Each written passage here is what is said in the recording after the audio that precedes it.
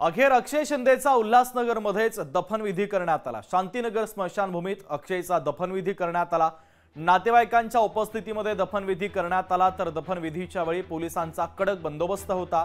गेल्या 6 दिवसांपासून कळवा शवगृहामध्ये त्याचा मृतदेह ठेवलेला होता। कोर्टाने सोमवारपर्यंत अक्षयच्या मृतदेहाचे दफनविधीचे आदेश दिले होते आणि त्यानंतर पोलिसांच्या कडक बंदोबस्तामध्ये अक्षयचा दफनविधी करण्यात आला। माननीय उच्च न्यायालयाने जे आदेश दिलेले होते आणि मृतक अक्षय शिंदे यांच्या आईवडिलांनी जे आम्हाला ॲप्लिकेशन केलेलं होतं त्याप्रमाणे त्यांना आम्ही इथे त्यांचा दफनविधी त्यांच्या इच्छेप्रमाणे करण्यात आलेला आहे।